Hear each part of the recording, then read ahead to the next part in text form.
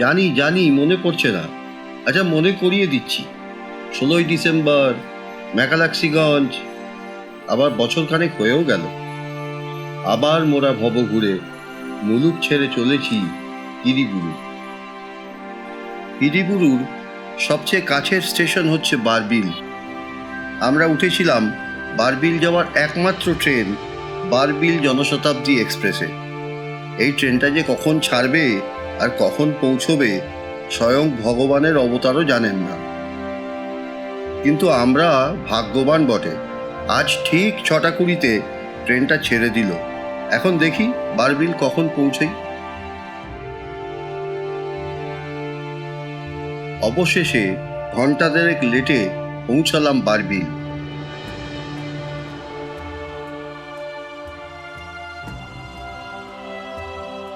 বারবিল স্টেশনের বাইরে একটা গাড়িতে আমাদের লাগেজ আঁটল না, তাই লাগেজ গেল অন্য একটা গাড়িতে।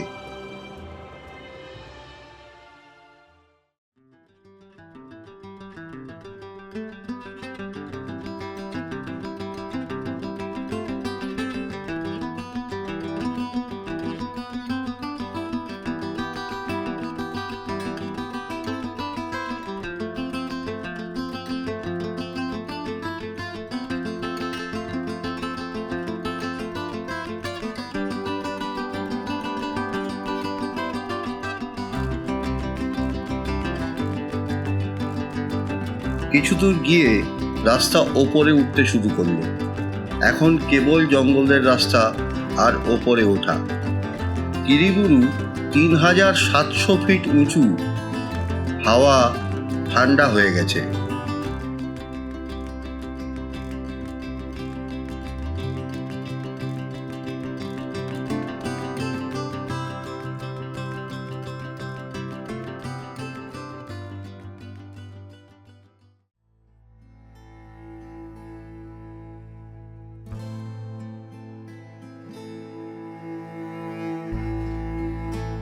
নিচে আরএমডি গেস্ট হাউসটা দেখা যাচ্ছে।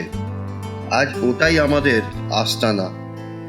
গেস্ট হাউসের দেখাশোনার খুব অভাব, অথবা নেই বললেই চলে। তার গল্প পরে বলছি।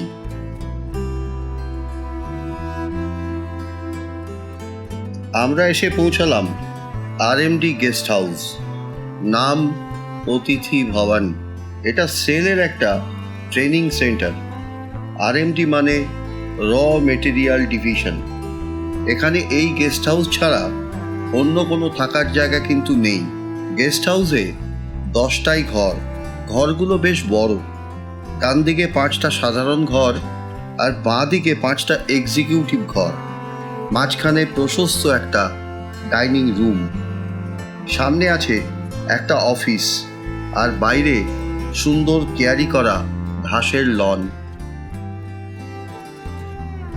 এরম এক জায়গায় সংসার পেতে লাঞ্চ করে বেরিয়ে এলাম গেটের বাইরে। চারিদিকে বড় বড় গাছ, মাঝখানে সুন্দর এক ফালি রাস্তা। আরও একটা রাস্তা নিচের দিকে নেমে গেছে। আর আছে সামনের মধ্যবিত্ত একটা জগন্নাথ মন্দির। বেলা পড়ে আসছে। সামনেই চায়ের দোকান।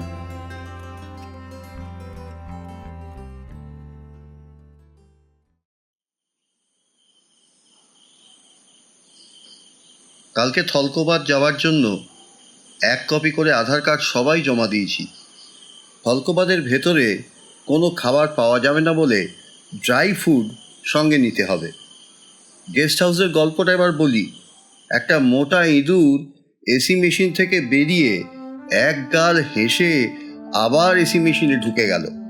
পর্দা সরাতে গিয়ে পর্দার রড শুদ্ধ ভেঙে পড়ে গেল।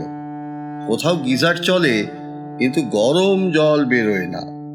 কোথাও ফ্যান চলে কিন্তু তার সুইচ খুঁজেই পাওয়া যায় না। রাতের আধার, বড় বড় পোস্টগুলোর অপ্রতুল আলো পরিবেশকে অশরীরী কাহিনীর পটভূমি তৈরি করেছে। কাল গুরু পূর্ণিমা, কিন্তু আলোর আধিক্যে জোছনা করেছে আরই আসে না আমার বাড়ি।